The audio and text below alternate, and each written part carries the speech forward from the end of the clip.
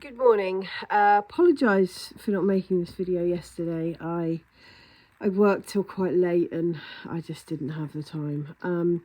So there's been a huge debate going on within feminism at the moment, and I just want to clarify that regardless of whether you identify as a feminist or not, if you are working and supporting and being present for the rights of women and girls, then you are in fact, performing feminism. It's not a identity, it's an act, in the same way that being gay isn't an identity, it's an act, or being a woman isn't an identity, it's a thing, it's a material thing. Okay, so I just want to clarify that now before I get the I don't identify as a feminist so I can say whatever crap I like crowd appear.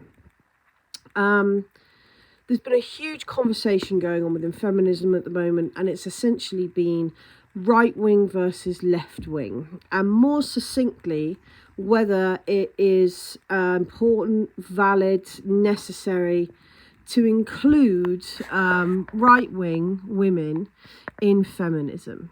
Or include, in fact, I would say left-wing women in feminism, because there seems to be some contention there as well. I think, firstly, it's really important to clarify a few things regarding what we mean when we discuss right-wing versus left-wing.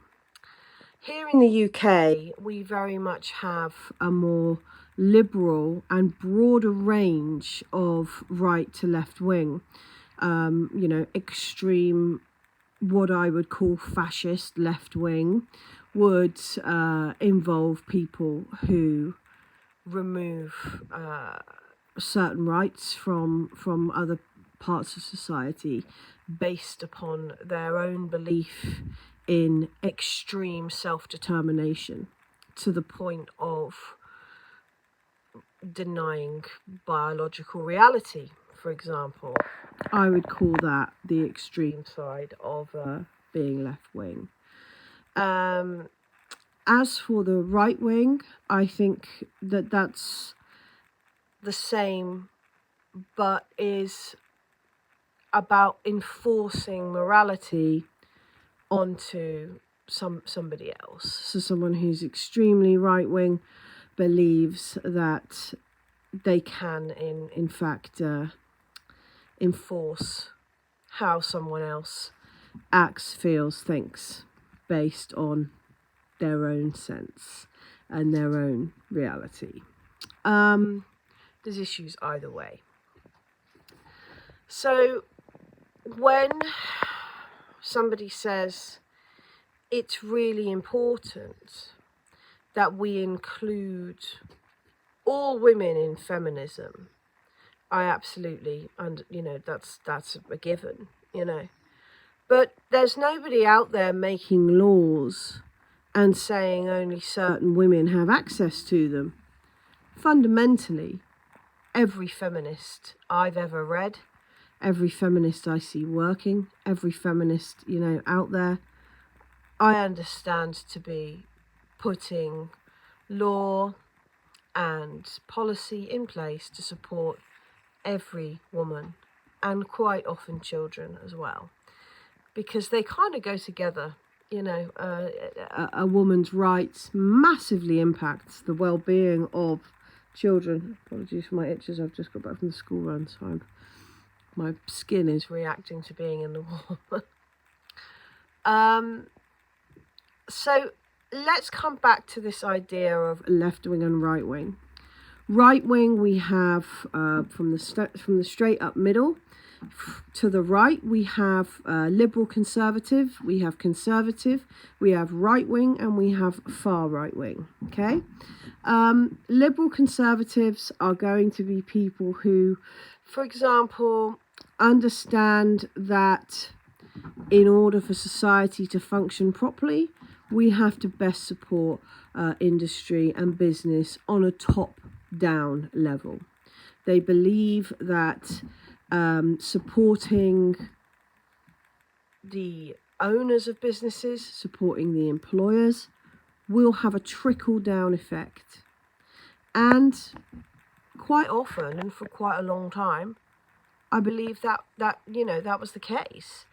But that has ended up becoming something very, very different. We're no longer talking about supporting John the chemist down the road to, pay his pharmacists well so that they can support their families within the local community, and in turn pay John the chemist for being a chemist.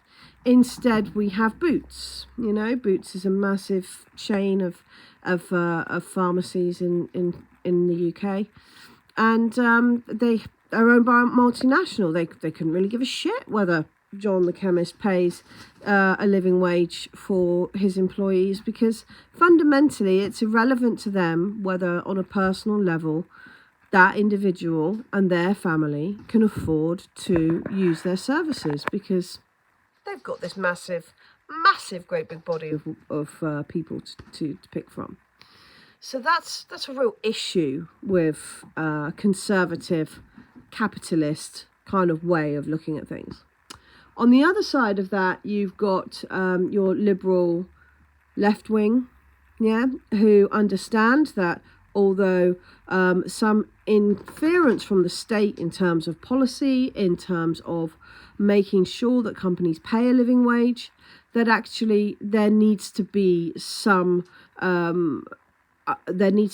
focus on development, and there needs to be some aims for people to reach when it comes to developing their businesses or growing a company, because that's where innovation and a furthering of what we can all do comes from. So you've got your two kind of liberal aspects there. Moving on from that, what has become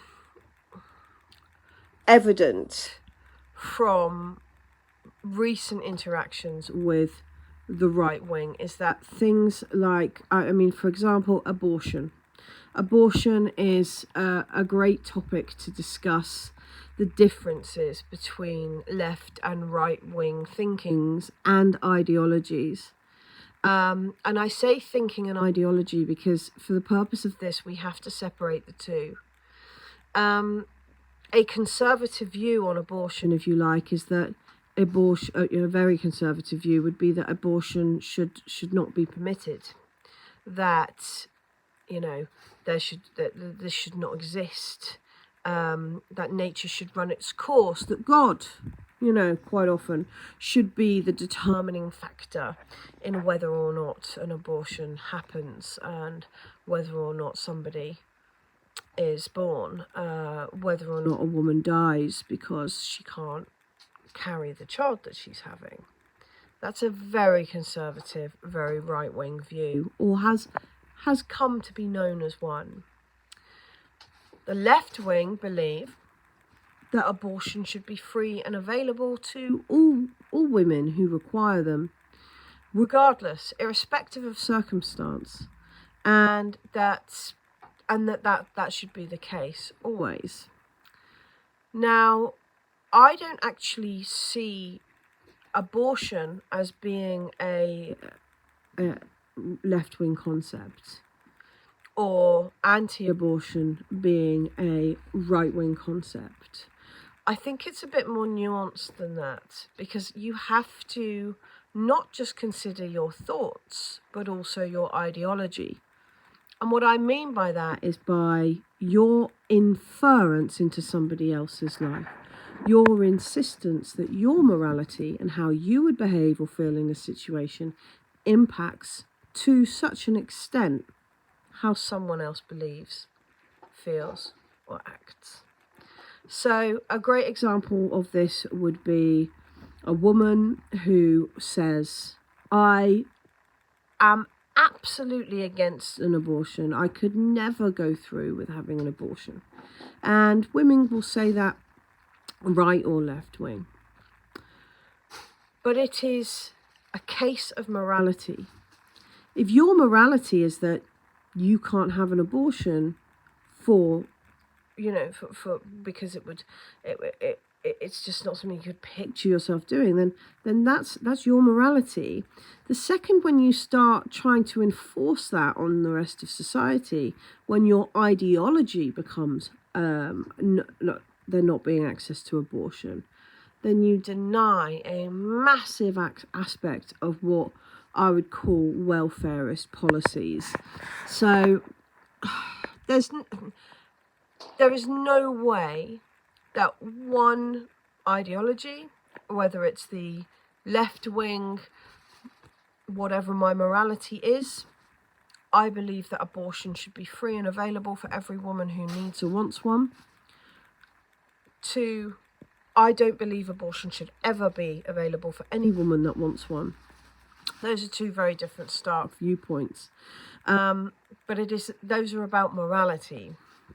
It is irrelevant, really, whether you believe that you could access an abortion and feel that's something that you would be physically able to do, or you believe that you could.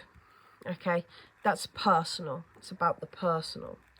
Actually, when it comes to the personal, most feminists don't give a shit. Yeah, and actually, I think if you speak to left-wing feminists and you suggested, for example, that women who were against abortion should be forced to have them, they would be horrified that that's happening. And in fact, there's been work recently to highlight in society the impact of that happening in places like China, where they've had single child policies. Women have got pregnant and they have had forced abortions. That is, by anyone's count, horrendous. So from a left-wing perspective, it's not kind, it's not relevant, and it is certainly not reflective of the situation going on widely to enforce one morality over others.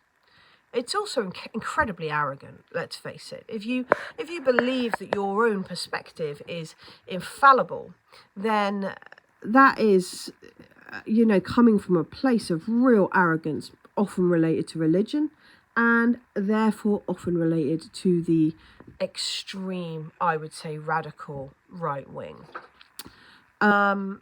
So when a feminist says we have to include right-wing articles, newspapers, we have to work with the right wing in order to promote one ideology that feminist believes is the only one that's relevant at the moment, then actually that is a right-wing mindset, because it's saying you all have to adhere to what I believe is morally right, otherwise you're doing it wrong.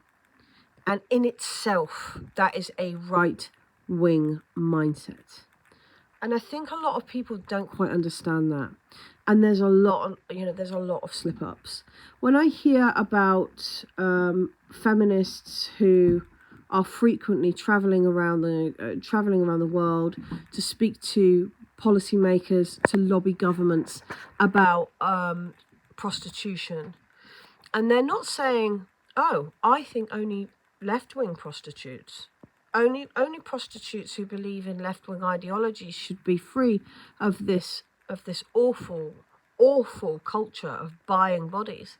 They're saying, "No, I don't believe any woman should be impacted by this." That is already being there for right-wing women.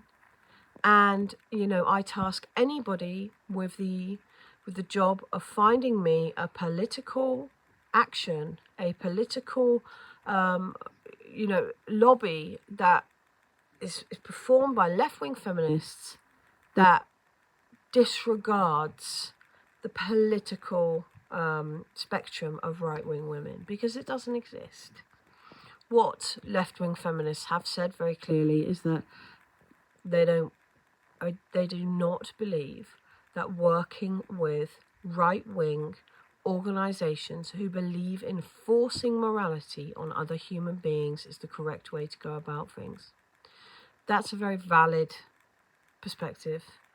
And not only that, but it's also removing what the problem is. So we talked about the far right, let's talk about the far left. So in the far left wing, you have at the moment, I mean, they might have always been there. I can only go on my own experience of having been involved in feminism and political discourse for around the last 15 years, because honestly, before that, I was a kid, you know. If you look at what's going on in the far left at the moment, and by far left, I would say the radicalization of what it is to be a male or a female, the idea that self-determination, which is a big part of this, the idea that your self-determination is the key. Now, in some respects, when you're looking at a liberal left-winger, that's great. Of course, people should be able to self-determine. That's what the basis of feminism is, that women have the right to self-determine their lives, that we are not bound by the fact that we can breed and that, you know, we grow the babies and feed them with our boob juice. The idea that women have a mind that is more than just their bodies has been a huge, probably the biggest leap in feminist history. That's what it's all been about. That's about the idea of self-determination. But it's kind of like that's gone into steam overdrive, where all of a sudden we're told that unless we see self-determination as the only factor, then we're not really left. We're not really feminists. You know, if your feminism doesn't include trans women, you're not a feminist, is something I'm sure every single person that's still watching this damn video has probably heard. Well, let's pick that apart, you know. The idea that your self-determination should inflict upon somebody else's is not left-wing by any means. In fact, if you're saying, I can self-determine as the biological reality of another human being, you're essentially enforcing determination on that person, which is in fact what we struggle to identify with when we talk about the right wing, when we talk about conservative Christians, when we talk about, you know, orthodox religious beliefs. All of these things are, you know, connected and around this idea of self-determination. So when we have people who are saying that they are working for the social policy, that it's not about their personal morality, it's about the good of everybody else, that is in essence a welfarist left-wing policy. Now, the other side of welfarism is the idea that regardless of how somebody behaves and somebody acts and somebody, you know, the actions they've performed that maybe we don't like, that they'd be treated with a modicum of respect, kindness, that they are allowed to live and breathe and exist comfortably within their little world. The other side of that is punitive. Punitivity is about forcing somebody to change by punishing them. Punitivity is in essence a right-wing perspective, and welfarism is in essence a left-wing perspective, which is why left-wing governments will do things like fund hospitals more, hire nurses more, you know, fuck the budget, we're just going to make sure we've got enough public service staff, you know, public sector staff, etc., etc. Whereas the conservatives are like, we need to conserve our money, you know, we need to conserve, we need to, you know, narrow things down and make sure that there's enough in the long run. Of course, the answer here is that there needs to be both.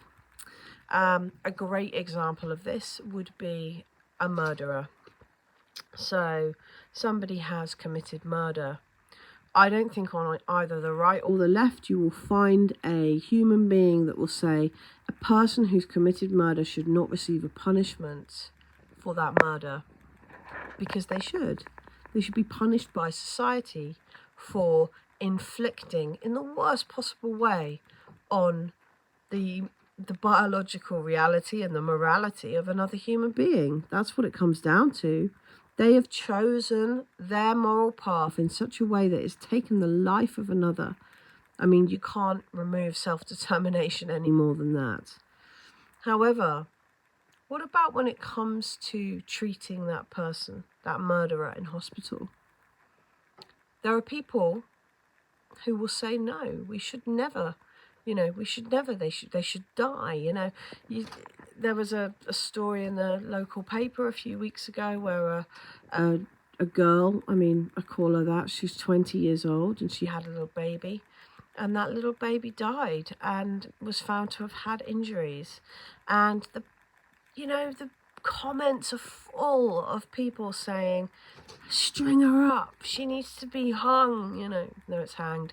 But anyway, that is in essence a very right-wing perspective, this idea that if somebody has committed something, that they need to be punished in such a way that removes the morality that society gives them and removes the compassion that society gives them by virtue of them being a human being.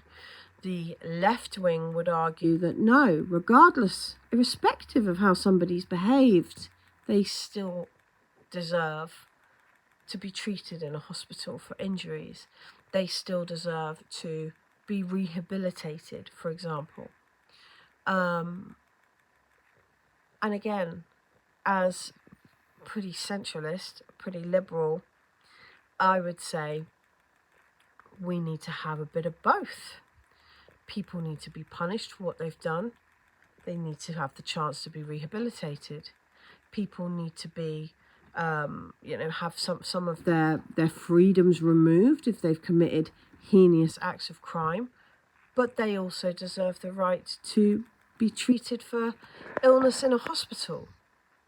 So I want to kind of make sure that when I'm speaking to people about whether we're including left or right wing in feminism, that we're actually talking about the same things, because I feel like this is massive confusion here, where essentially conservative women are saying, I'm right wing and I deserve to be heard. I have a place in feminism. Of course they do. First feminists were conservative, probably because they had enough money to be. Because do you know what? When you've got no money and you're living a life, you don't have time to be political. You don't have time to sit and ponder the kind of realities of how things are for women and girls on the other side of the globe, because you're thinking about how things are for you on a day-to-day material basis. It is the act of being comfortable that allows us the freedom to discover and to consider how things are for other people. Something that many capitalists have used as a way of control. Probably another video.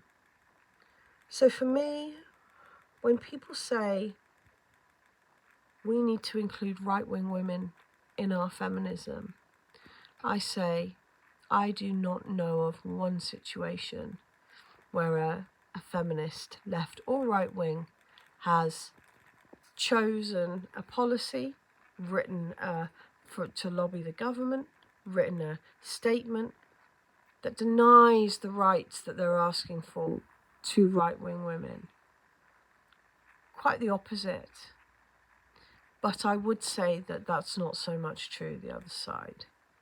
I will also say that if a man self-identifies as a woman, which is considered for some reason to be a left-wing ideology, that man is removing the self-determination of what a woman is from all the women that he comes into contact with.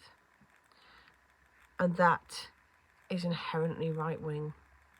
So all this ideological stuff that we're talking about, all of these these men and these women who for some reason are lying, because we all know the difference between men and women, really, when they're saying no, unless you admit defeat here, unless you accept these men's personal belief about themselves to be righteous and true, and therefore give them access to women's prisons, women's spaces, all of these things that have been fought for, to the teeth, often by both right-wing and left-wing feminists.